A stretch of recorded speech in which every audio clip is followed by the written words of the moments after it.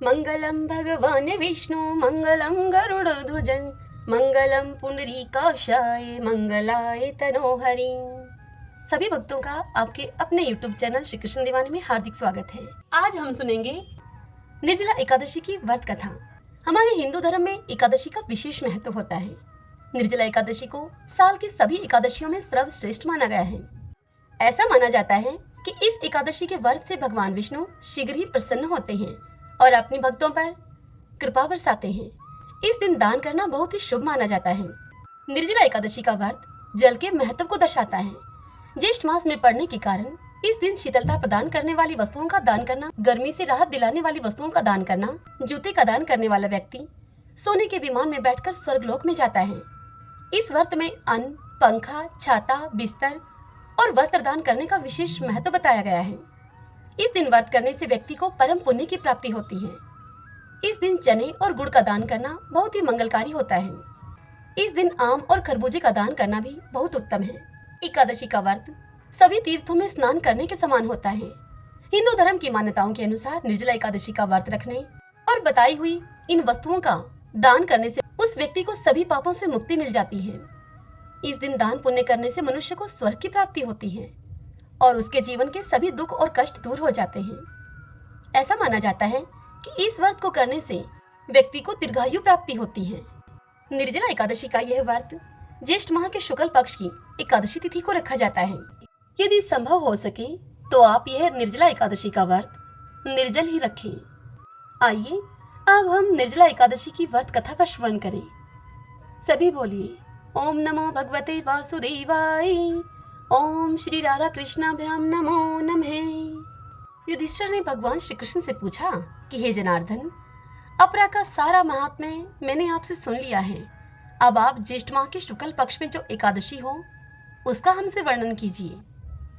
तब भगवान श्री कृष्ण बोले युधिष्ठिर से कि हे राजन, इस एकादशी का वर्णन परम धर्मात्मा सत्यवती नंदन व्यास जी करेंगे, क्योंकि ये संपूर्ण शास्त्रों के तत्वज्ञ और वेद वेदांगों के पारंगत विद्वान हैं। तब वेदव्यास जी कहने लगे कि दोनों ही पक्षों की एकादशियों को भोजन न करें। द्वादशी को स्नान आदि से पवित्र होकर फूलों से भगवान केशव की पूजा करके नित्य कर्म समाप्त होने के पश्चात पहले ब्राह्मण को भोजन देकर अंत में स्वयं भोजन करें। हे राजन, जनन शौच और मरण शौच में भी एकादशी को भोजन नहीं करना चाहिए। जनन शौच और मरण शौच से यहाँ अभिप्राय है किसी के जन्म अथवा मृत्यु के होने पर भी एकादशी को भोजन नहीं करना चाहिए। यह सुनकर भीमसेन बोले कि परम बुद्धिमान हे पितामह, मेरी उत्तम बात आप सुनिए। राजा युधिष्ठिर, माता कुंती, द्रौपदी, अर्जुन, नकुल और सहदेव ये एकादशी को कभी भी भोजन नहीं करते हैं और मुझसे भी यही कहते हैं हमेशा कि भीमसेन, तुम भी एकादशी को न खाया करो। किंतु मैं इन लोगों से यही कह दिया करता हूँ कि मुझसे भूख नहीं सही जाएगी। भीमसेन की इस बात को सुनकर व्यास जी ने उनसे कहा कि यदि तुम्हें स्वर्गलोक की प्राप्ति अभीष्ट है और नरक को तुम दूषित समझते हो तो तुम दोनों पक्षों की एकादशी को भोजन नहीं करना। यह सुनकर भीमसेन बोले कि हे महाबुद्धिमान पितामह, मैं आपके सामने सच्ची बात कहता हूँ, एक बार भी भोजन करके मुझसे एकादशी का व्रत नहीं किया जा सकता। फिर उपवास करके तो मैं रह ही कैसे सकता हूँ भला। मेरे उदर में वर्क नामक अग्नि सदा ही प्रज्वलित रहती है, इसलिए जब मैं अधिक खाता हूँ तभी यह अग्नि शांत होती है। इसलिए हे महामुने, मैं वर्ष भर में केवल एक ही उपवास कर सकता हूँ, जिससे कि स्वर्ग की प्राप्ति सुलभ हो तथा जिसके करने से मैं कल्याण का भागी हो सकूं। ऐसा कोई एक व्रत निश्चय करके मुझे बतलाइए, मैं उसका यथोचित रूप से पालन करूंगा। यह सुनकर व्यास जी ने कहा कि हे भीम, ज्येष्ठ माह में सूर्य वृष राशि पर हो या फिर मिथुन राशि पर शुक्ल पक्ष में जो एकादशी हो उसका तुम यत्न पूर्वक निर्जल व्रत करो। केवल कुल्ला या आचमन करने के लिए मुख में जल डाल सकते हो। उसको छोड़कर और किसी प्रकार का जल विद्वान पुरुष अपने मुख में न डाले, अन्यथा यह व्रत भंग हो जाता है। एकादशी को सूर्योदय से लेकर दूसरे दिन के सूर्योदय तक मनुष्य जल का त्याग करे तो यह व्रत पूर्ण होता है। तदंतर द्वादशी को निर्मल प्रभात काल में स्नान करके ब्राह्मणों को विधि पूर्वक जल और स्वर्ण का दान करें। इस प्रकार सब कार्य पूरा करके जितेंद्रिय मनुष्य ब्राह्मणों के साथ भोजन करे वर्ष भर में जितनी एकादशी होती हैं, उन सभी एकादशियों का फल निर्जला एकादशी के सेवन से मनुष्य प्राप्त कर लेता है। इसमें तनिक भी संशय नहीं है। शंख, चक्र और गदा धारण करने वाले भगवान केशव ने मुझसे कहा था कि यदि मानव सभी कुछ छोड़कर एकमात्र मेरी शरण में आ जाए और एकादशी को निराहार रहे तो वह सभी पापों से छूट जाता है। एकादशी व्रत करने वाले पुरुष के पास विशालकाय, विकराल आकृति और काले रंग वाले दंड पाशधारी भयंकर यमदूत नहीं आते हैं। अंतकाल में पीतांबरधारी, सौम्य स्वभाव वाले, हाथ में सुदर्शन धारण करने वाले और मन के समान वेगशाली विष्णुदूत वहां पर आकर उस वैष्णव पुरुष को भगवान विष्णु के धाम में लेकर जाते हैं। अतः निर्जला एकादशी को पूर्ण यत्न करके उपवास करना चाहिए। तुम भी सब पापों की शांति के लिए यत्न के साथ उपवास और श्रीहरि का पूजन करो। स्त्री हो या फिर पुरुष, यदि उसने मेरु पर्वत के बराबर भी महान पाप किया हो तो वह सब एकादशी के प्रभाव से भस्म हो जाता है। जो मनुष्य उस दिन जल के नियम का पालन करता है वह पुण्य का भागी होता है। उसे एक एक पैर में कोटि कोटि स्वर्ण मुद्रा दान करने का फल प्राप्त होता है। ऐसा सुना जाता है। मनुष्य निर्जला एकादशी के दिन स्नान, दान, जप, होम आदि जो कुछ भी करता है वह सब अक्षय होता है। यह भगवान श्री कृष्ण का कथन है। निर्जला एकादशी को विधि पूर्वक उत्तम रीति से उपवास करके मानव विष्णु पद को प्राप्त कर लेता है। जो मनुष्य एकादशी के दिन अन्न खाता है वह पाप भोजन करता है। इस लोक में वह चांडाल के समान है और मरने पर दुर्गति को प्राप्त करता है। जो ज्येष्ठ माह के शुक्ल पक्ष में एकादशी को उपवास करके दान देंगे वे परम पद को प्राप्त होंगे। जिन्होंने एकादशी को उपवास किया है वे ब्रह्म हत्यारे, शराबी, चोर तथा गुरुद्रोही होने पर भी सभी पातकों से मुक्त हो जाते हैं। हे कुंती नंदन भीम, निर्जला एकादशी के दिन श्रद्धालु स्त्री पुरुषों के लिए जो विशेष दान और कर्तव्य विहित हैं बतलाए गए हैं, अब तुम उन्हें सुनो। उस दिन जल में शयन करने वाले भगवान विष्णु का पूजन जलमयी धेनु का दान करना चाहिए अथवा प्रत्यक्ष धेनु या घृतमयी धेनु का दान उचित है। पर्याप्त दक्षिणा और भांति भांति के मिष्ठानों के द्वारा यत्न पूर्वक ब्राह्मणों को संतुष्ट करना चाहिए। ऐसा करने से ब्राह्मण अवश्य ही संतुष्ट होते हैं और उनके संतुष्ट होने पर श्रीहरि मोक्ष को प्रदान करते हैं। जिन्होंने शम, दम और दान में प्रवृत्त होकर श्रीहरि की पूजा और रात्रि में जागरण करते हुए इस निर्जला एकादशी का व्रत किया है, उन्होंने अपने साथ ही बीती हुई 100 पीढ़ियों, उन पीढ़ियों को और आने वाली 100 पीढ़ियों को भगवान वासुदेव के परम धाम में पहुंचा दिया है। निर्जला एकादशी के दिन अन्न, वस्त्र, गौ, जल, शैया, सुंदर आसन, कमंडलू तथा छता दान करने चाहिए। जो श्रेष्ठ एवं सुपात्र ब्राह्मण को जूता दान करता है वह सोने के विमान पर बैठकर स्वर्गलोक में प्रतिष्ठित होता है। जो मनुष्य इस एकादशी की महिमा को भक्ति पूर्वक सुनता अथवा जो भक्ति पूर्वक उस महिमा का वर्णन करता है वे दोनों ही स्वर्गलोक पे जाते हैं। चतुर्दशी युक्त अमावस्या को सूर्य ग्रहण के समय श्राद्ध करके मनुष्य जिस फल को प्राप्त करता है वही फल इस कथा के श्रवण से भी प्राप्त होता है। पहले दंत धावन करके यह नियम लेना चाहिए कि मैं भगवान केशव की प्रसन्नता के लिए एकादशी को निराहार रहकर आचमन के सिवा दूसरे जल का भी त्याग करूंगा। द्वादशी को देव देवेश्वर भगवान विष्णु का पूजन करना चाहिए। गंध, धूप, पुष्प और सुंदर वस्त्र से विधि पूर्वक पूजन करके जल का एक भरा हुआ घड़ा संकल्प करते हुए निम्नांकित मंत्र का उच्चारण करें। देव देव हर्षिकेश संसारणवतारिक उद्कुंभ प्रदानेन नयमाम परमाम गतिम। अर्थात संसार सागर से तारने वाले हे देव देव हर्षिकेश, इस जल के घड़े का दान करने से आप मुझे परम गति प्राप्त कराइए।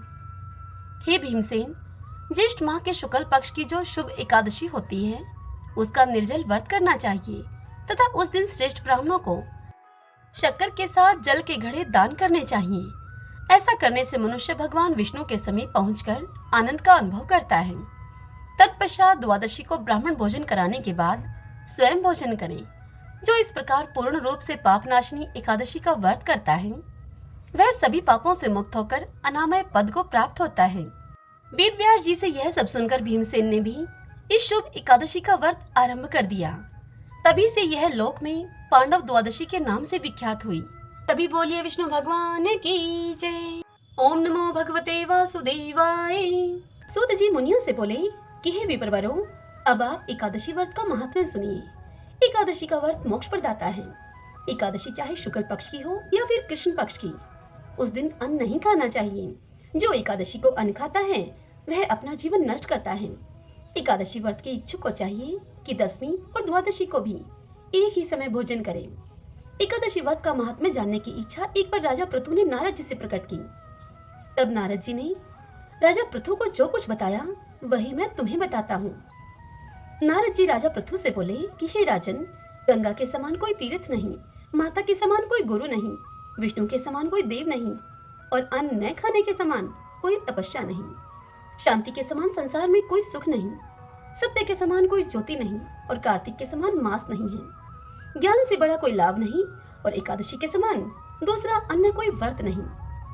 व्रत करने वाले को चाहिए कि प्रातः काल उठकर भगवान का पूजन करें, पुराणों की कथा सुने और रात्रि में जागरण करें। अब आप इस संबंध में एक प्राचीन कथा है, वह कहता हूँ, उसे सुनिए। हे राजन, नर्मदा नदी के तट पर गालो मुनि का एक बड़ा ही शोभायुक्त और मनोरम आश्रम था। उनका पुत्र भद्रशील भगवान विष्णु का परम भक्त था। भद्रशील अपने मित्रों के साथ भगवान की मूर्ति बनाकर उनकी पूजा किया करता था। उसके मित्र भी भगवान की पूजा करते थे।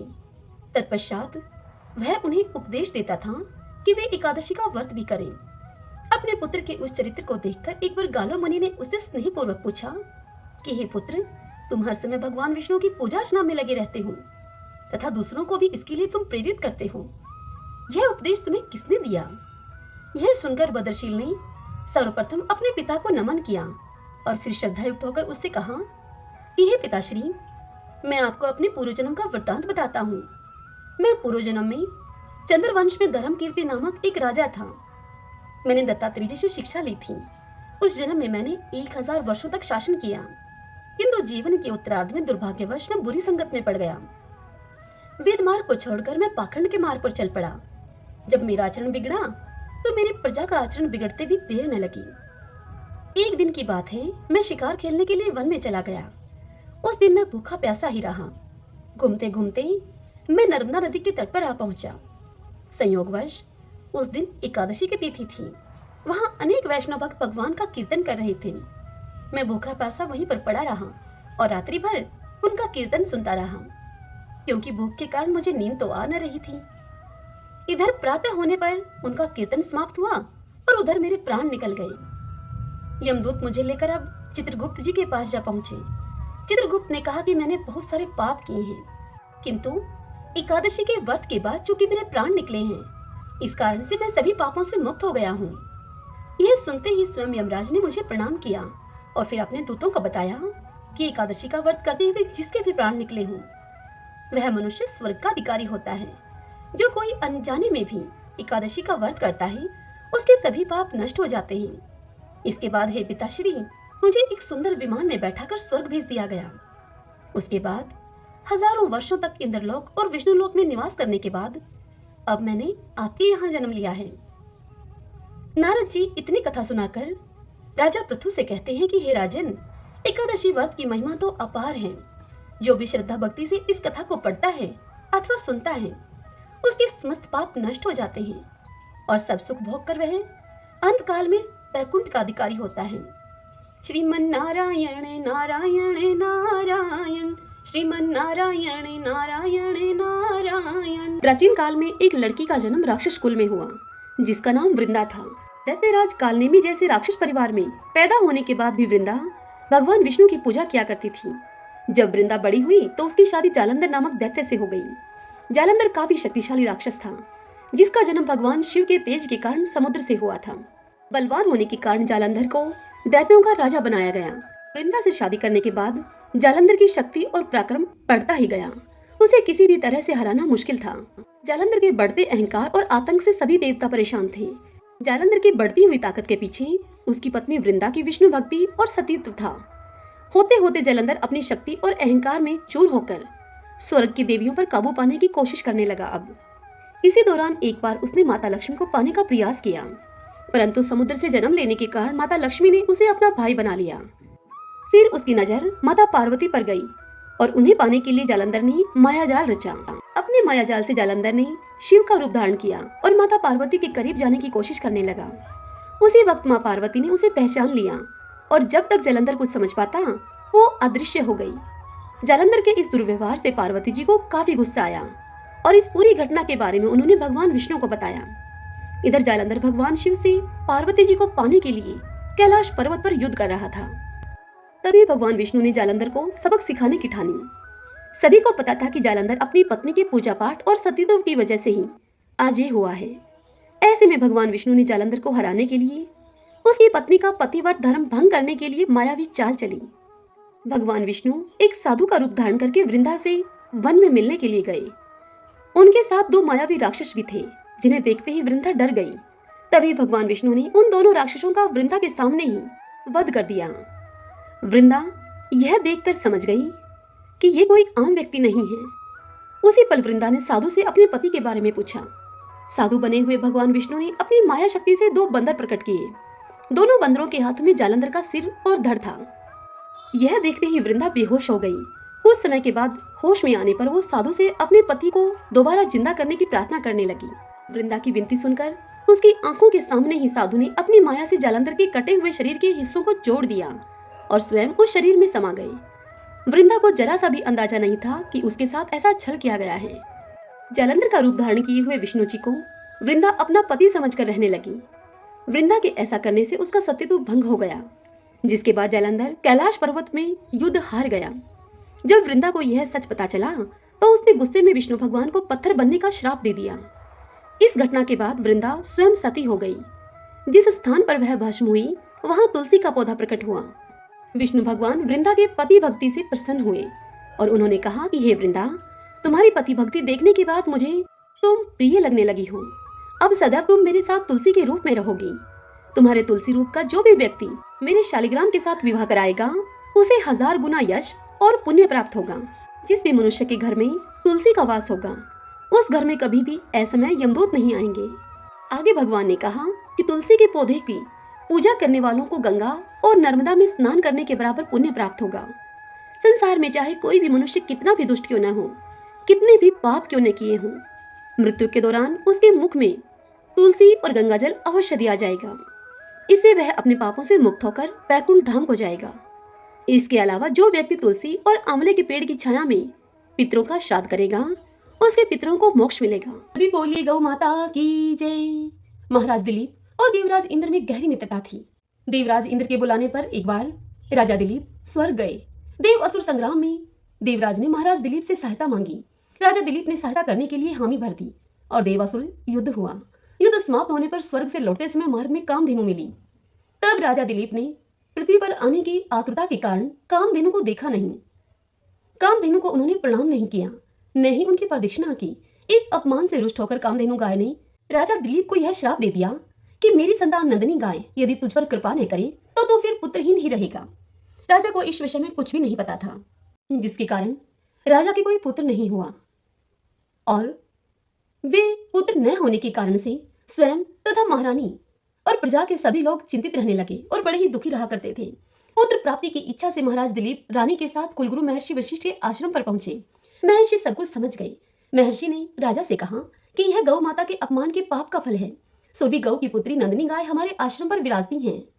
महर्षि ने राजा को यह आदेश दिया कि कुछ काल के लिए आश्रम पर रुककर मेरी कामधेनु नंदिनी गाय की तुम सेवा करो। यह सुनकर महाराज दिलीप ने गुरु की आज्ञा को स्वीकार कर लिया। महारानी सुदक्षिणा अब प्रातःकाल उस गौ माता की भली भांति पूजा करती थी। आरती उतारकर नंदिनी को पति के संरक्षण में वन में चरने के लिए विदा करती। राजा दिलीप दिन भर छाया की भांति उस नंदिनी गाय का अनुगमन करते, उसके पीछे पीछे रहते, उसके ठहरने पर ठहरते, उसके चलने पर चलते, उसके बैठने पर राजा भी बैठ जाते और उसके जल पीने पर राजा भी जल पीते। जब संध्या काल का समय होता, जब सम्राट के आगे आगे सद पर सुता बाल वत्सा नंदिनी आश्रम को लौटती तो महारानी देवी सुदक्षिणा हाथ में अक्षत का पात्र लेकर उसकी प्रदक्षिणा करके उसको प्रणाम करती और अक्षत आदि से पुत्र प्राप्ति रूप अभीष्ट सिद्धि देने वाली उस नंदिनी का विधिवत पूजन करती। अपने बछड़े को यथेच पयपान कराने के बाद दूह ली जाने वाली नंदिनी की रात्रि में दंपति पुनः परिचर्या करते। अपने हाथों से कोमल हरित शष्प कवल खिलाकर यानी कि हरी घास खिलाकर उसको तृप्त करते और नंदिनी गाय के विश्राम करने पर वह स्वयं भी विश्राम करते, शयन के लिए जाते। इस तरह उसकी परिचर्या करते करते अब 21 दिन बीत गए। तब एक दिन की बात है, राजा दिलीप वन में नंदिनी का अनुराग करते हुए महाराज दिलीप की दृष्टि क्षण भर के लिए अरण्य की प्राकृतिक सुंदरता में अटक गई कि तभी उन्हें नंदिनी का आर्तनाद सुनाई दिया। वह नंदिनी गाय एक भयानक सिंह के पंजों में फंसकर छटपटा रही थी। उन्होंने आक्रामक सिंह को मारने के लिए अपने तरकश से तीर निकालना चाहा, किंतु उनका हाथ जड़वत निश्चेष्ट होकर वहीं पर अटक गया। वे चित्रलेखे से वहां पर खड़े रह गए और भीतर ही भीतर वह छटपटाने लगे। तभी मनुष्य की वाणी में सिंह बोल उठा कि हे राजन दिलीप, तुम्हारे शस्त्र संधान का श्रम उसी तरह से व्यर्थ है जैसे कि वृक्षों को उखाड़ देने वाला प्रभंजन पर्वत से टकराकर व्यर्थ हो जाता है। राजन, मैं भगवान शिव के गण निकुंभ का मित्र कुंभोदर हूँ।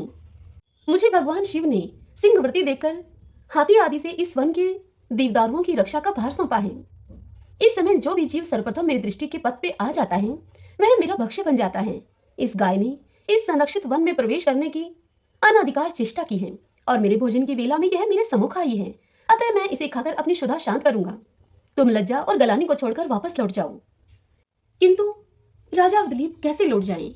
पर दुख कातर दिलीप भय और व्यथा से चटपटाती हुई, नेत्रों से अविरल आंसू बहाती हुई नंदिनी को देखकर और उस संध्या काल में अपनी मां की उत्कंठा से प्रतीक्षा करने वाले उसके दूध मुहे बछड़े का स्मरण करके करुणा विगलित हो गई। नंदिनी का मातृत्व उन्हें अपने जीवन में कहीं अधिक मूल्यवान जान पड़ा और उन्होंने सिंह से प्रार्थना की कि वह उनके शरीर को खाकर अपनी भूख को मिटा ले और बाल वत्सा नंदिनी को छोड़ दे। सिंह ने राजा के इस अद्भुत प्रस्ताव का उपहास करते हुए कहा कि हे राजन, तुम चक्रवर्ती सम्राट हो, गुरु को नंदिनी के बदले में करोड़ों दुधारू गवें देकर तुम प्रसन्न कर सकते हो। हे राजन, अभी तुम युवा हो, इस तुच्छ प्राणी के लिए अपने स्वस्थ सुंदर शरीर और यौवन की अवहेलना क्यों कर रहे हो? क्यों अपनी जान की बाजी इस गाय के लिए लगाने में जुटे हो? क्या तुम्हारा प्राणियों पर दया करने का ऐसा व्रत ही है?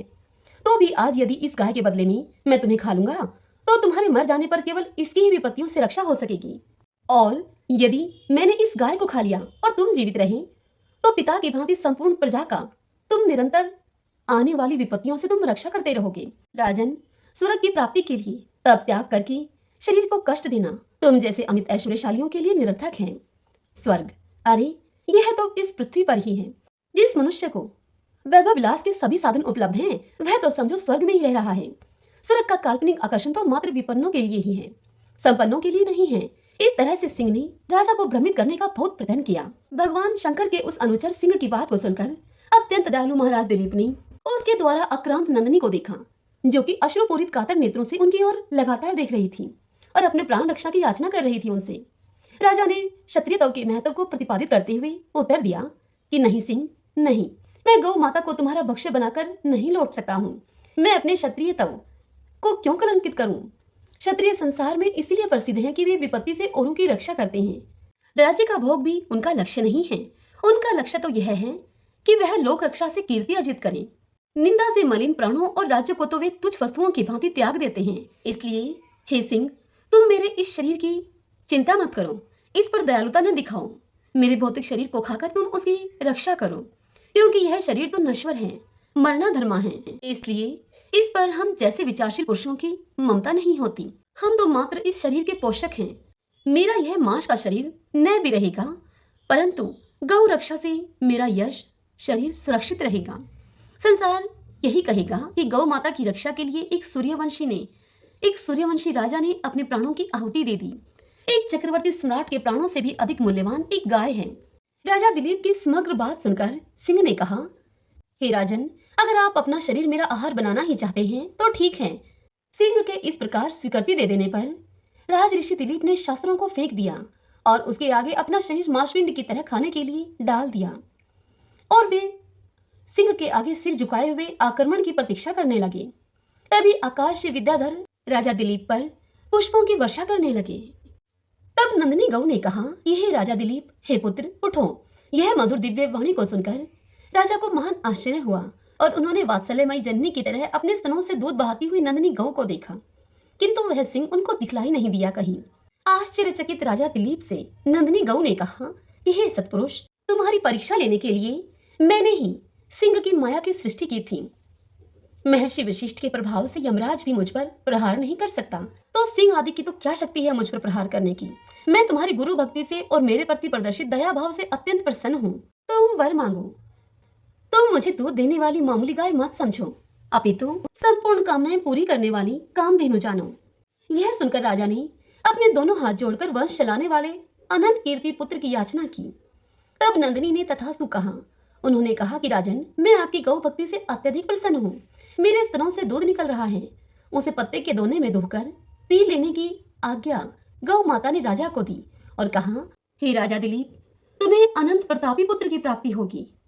राजा ने निवेदन किया कि माँ, बछड़े के पीने तथा होम आदि अनुष्ठान के बाद बचे हुए तुम्हारे दूध को मैं पी सकता हूँ क्या? दूध पर पहला अधिकार तो बछड़े का है और द्वितीय अधिकार गुरुजी का है। राजा के धैर्य ने नंदिनी गाय के हृदय को जीत लिया। वह प्रसन्न मना कामधेनु राजा के आगे आगे आश्रम को लौट आई। तदंतर राजा ने बछड़े के पीने तथा अग्निहोत्र से बचे हुए दूध का महर्षि की आज्ञा पाकर पान किया। फलतः वे रघु जैसे महान यशस्वी पुत्र से पुत्रवान हुए और इसी वंश में गौ भक्ति के प्रताप से स्वयं भगवान श्री राम ने अवतार ग्रहण किया। सभी बोलिए गाय माता की जय। जय सिया राम। अब हम श्री विष्णु सहस्रनाम स्तोत्र का पाठ करेंगे। यस्य स्मरण मात्रेण जन्म संसार बंधनात् विमुच्यते नमस्तस्मै विष्णवे प्रभविष्णवे नमः समस्त भूतानामादि भूताय भूभृते अनेक रूपे रूपाय विष्णवे प्रभविष्णवे।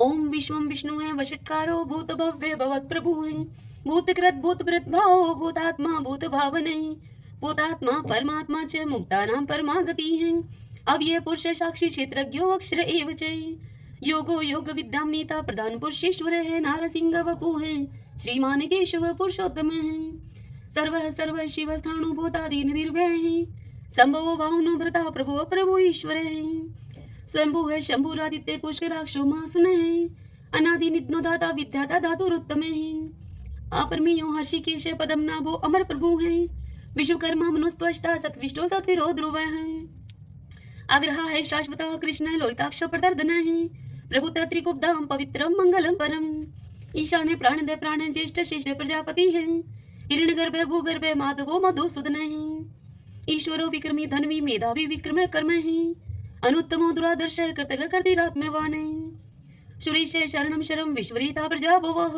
अह संवत्सरो व्याल है प्रत्यय सर्वदर्शन है अजय है सर्वेश्वर सिद्ध सिद्धि सर्वादिरच्युत है वर्षा कपीर में आत्मा सर्वयोग विनीय सरते हैं वसु है वसु मना है सत्य समात्मा असम्मति है समय है अमोघ है पुंडरी कक्षो वर्षकर्मा वर्षा करती है रुद्रो है बहुशिरा है बबरू है विश्व योनि शुचि श्रवा है अमृत शाश्वत स्थाणु वरारो महातपा है सर्वज्ञ सर्व विद्वानो विश्वक्षेनो जनार्दन है वेदो है वेद विद्यांगो वेदांगो वेद विद कवि है लोकाध्यक्ष सुराध्यक्ष धर्माध्यक्ष कृता करता है चतुरात्मा चतुर्व्यूह चतुर्दृश्य चतुर्भुज है भ्राजी शृणु भोजन भोक्ता शेषणु जगदादिजय है अनगो विजयोजिता विश्वयोनि पुनर्वसु है उपेंद्रो वामन प्रांशु अमोघे सुचि ऊर्जित है अतीन्द्रिय संग्रह सर्गो धर्तात्मा नियमोयमय है वेदो वैदय सदा योगी वीर माधवो मधु है अतीन्द्रियो महामायो महोत्साहो महाबल है महाबुद्धि महावीर्यो महाशक्ति महादुति है अनिर्देश्य वपु है श्रीमान अमे आत्मा महाद्रीद्रक है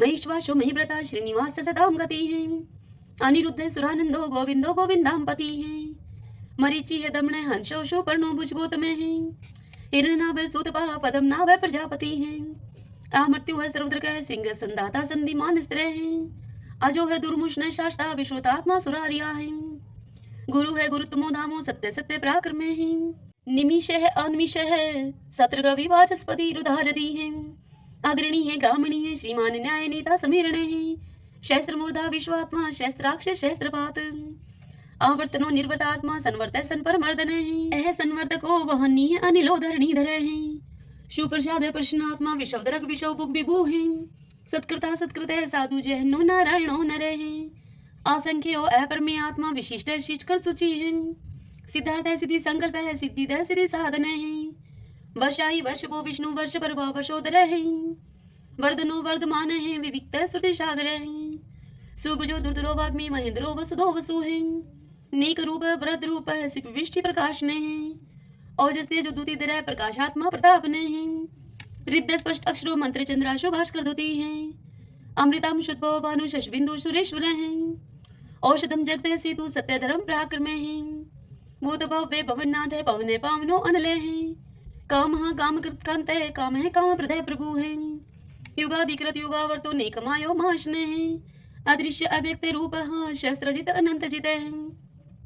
इष्टो अवशिष्ट शिष्टेष्ट शिखंडी नवशो वर्षे हैं। क्रोध क्रोधकृत करता विशोबाहु महीधर हैं। अच्युत प्रतित प्राण है प्राण दो वासवानुज हैं। अपाम निदिर्दिष्टा नंबर मत प्रतिष्ठित हैं। स्कंद स्कंदरो दुर्यो वर्दो वायु वाहन है। वासुदेव ब्रतभानु आदि देव पुरंदर हैं। अशोक सारण सार शूर शूरी जनेश्वर हैं।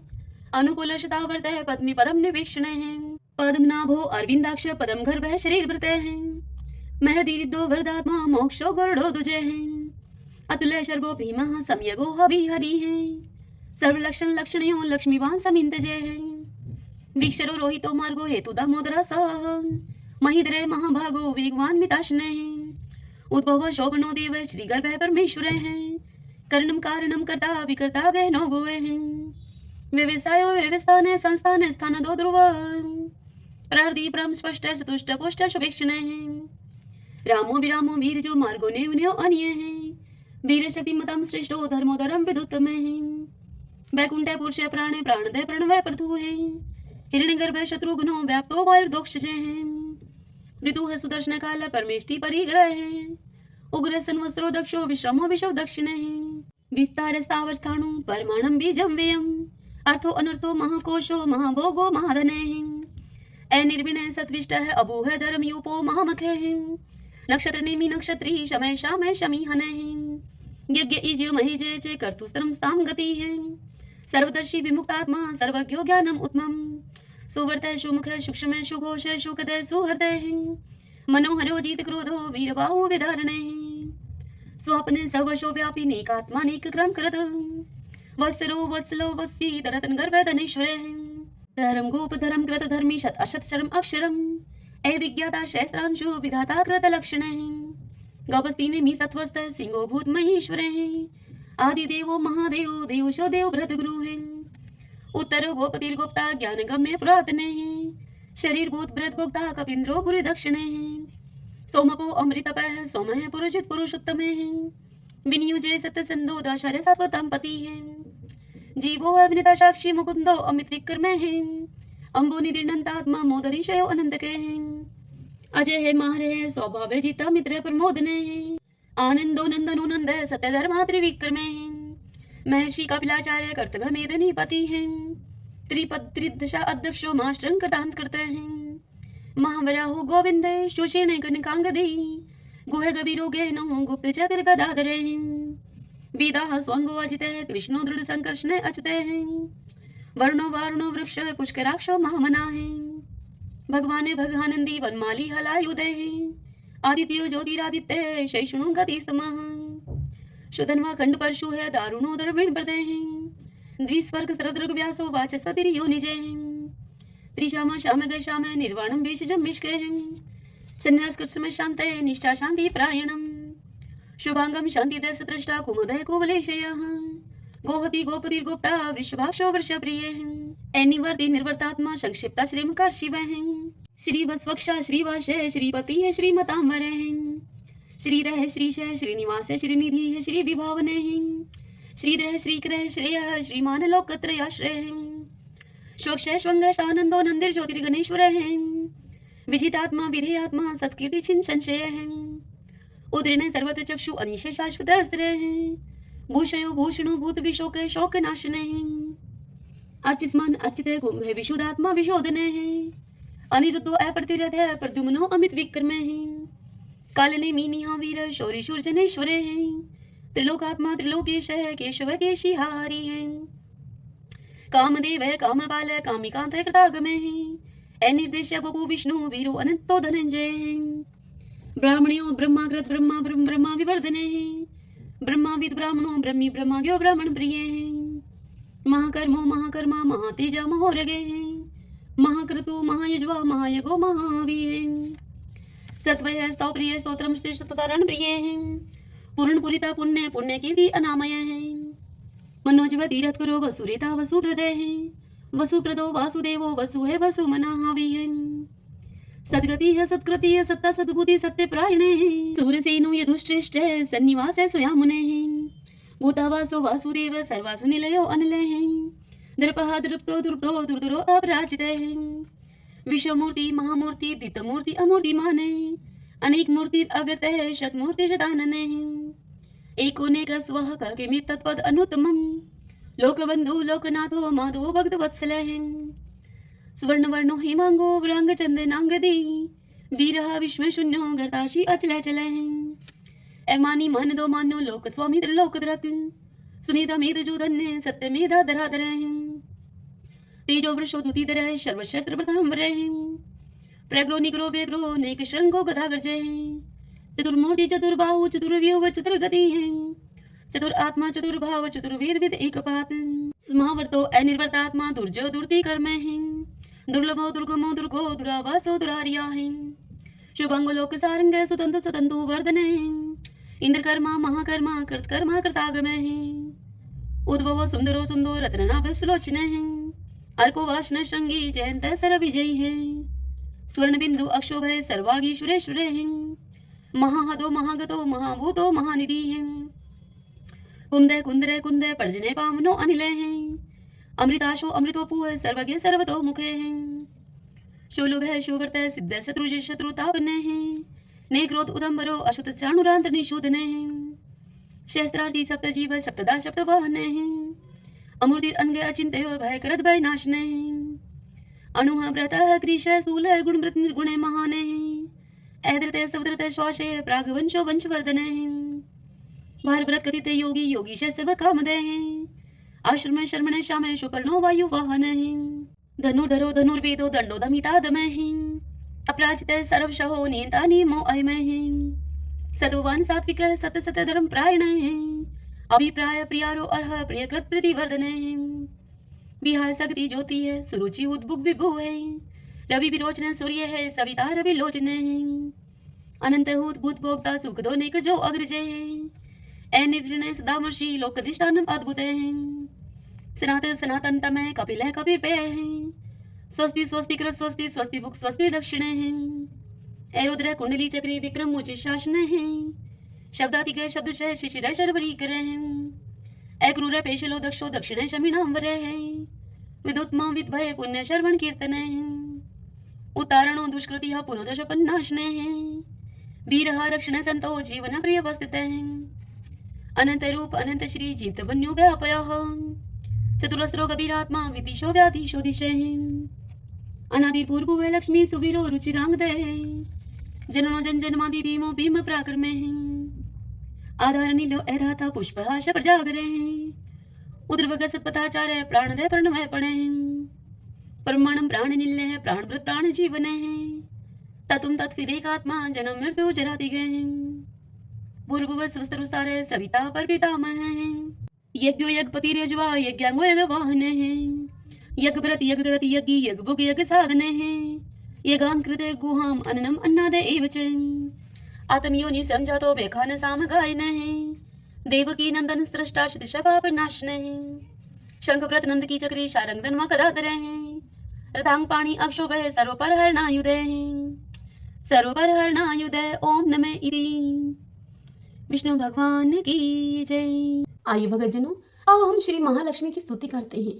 महादेवी महालक्ष्मी नमस्ते तुम विष्णु प्रिय शक्तिदायी महालक्ष्मी नमस्ते दुख भंजनी श्रेय प्राप्ति निमित्ताय महालक्ष्मी नमामहं पतितो दधारणी देवी नमामहं पुनः पुनः वेदां स्वं संस्तुतिवन्ति हि शस्त्राणि च मुहुर्मुहुः देवं स्वं प्रणवन्तः हि लक्ष्मी देवी नमस्तुते नमस्ते महालक्ष्मी नमस्ते भवभञ्जनी मुक्ति मुक्ति न लभ्यते महादेवी तु कृपा विना सुख सौभाग्यं न प्राप्नोति पत्र लक्ष्मी न विद्यते न तत्फलं समाप्नोति महालक्ष्मी नमामहं देहि सौभाग्यम् आरोग्यं देहि मे परमं सुखं नमस्ते आदिशक्ति त्वं नमस्ते भीडभञ्जनी विदेहि देवी कल्याणं विदेहि परमं श्रियं विद्यावन्तं यशवन्तं लक्ष्मवन्तं जनं कुरु अचिन्त्य रूपचरिते सर्वशत्रुविनाशिनी नमस्ते तु महामाया सर्वसुखप्रदायिनी नमामयं महालक्ष्मी नमामयं सुरेश्वरी नमामयं जगधात्री नमामयं परमेश्वरी।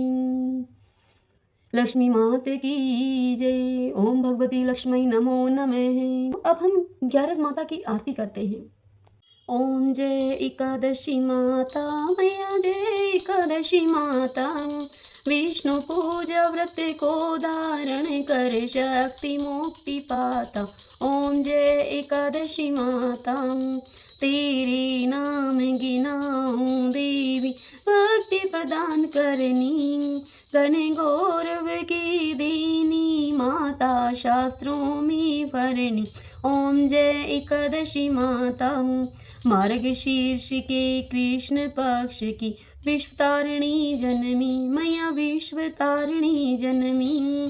शुक्ल पक्ष में हुई मोक्षदा, मुक्तिदाता बनी आई। ओम जय एकादशी माता, पौष के कृष्ण पक्ष की सफला नामक है। शुक्ल पक्ष में हुई पुत्रदा, आनंद अधिक रहे। ओम जय एकादशी माता, नाम षष्ठीला माघ मास में कृष्ण पक्ष आवे। शुक्ल पक्ष में जया कावे, विजय सदा पावे। ओम जय एकादशी माता, विजया फागुन कृष्ण पक्ष में शुक्ला आमल की। पाप मोचनी कृष्ण पक्ष में चैत्र महाबल की। ओम जय एकादशी माता, चैत्र शुक्ल में नाम कामदान, धन देने वाली। नाम भरुतनी कृष्ण पक्ष में वैशाख महावाली। ओम जय एकादशी माता, शुक्ल पक्ष में होए मोहिनी, अपराजेष्ठ कृष्ण पक्षी।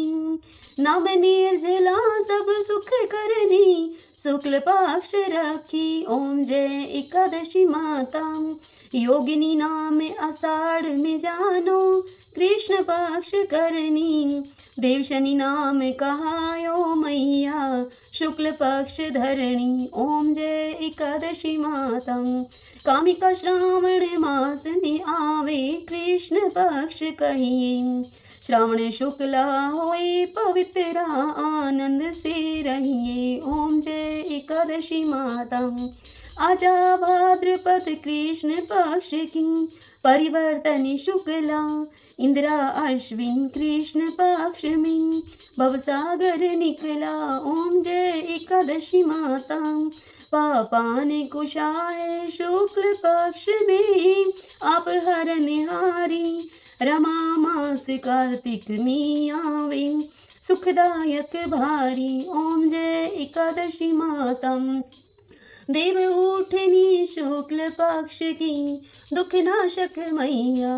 पावन मास में करूं मैं विनती, पार करो नैया। ओम जय एकादशी माता, परमा कृष्ण पक्ष में होती जन मंगल करनी।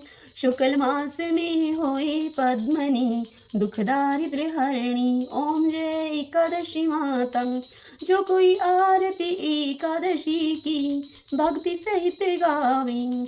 जन गुरु दीता स्वर्ग का वासा, निश्चय वह पावे। ओम जय एकादशी माता, ओम जय एकादशी माता, ओम जय एकादशी माता। सभी बोलिए एकादशी माता की जय। श्री लक्ष्मी नारायण भगवान की जय। 11 माता की जय।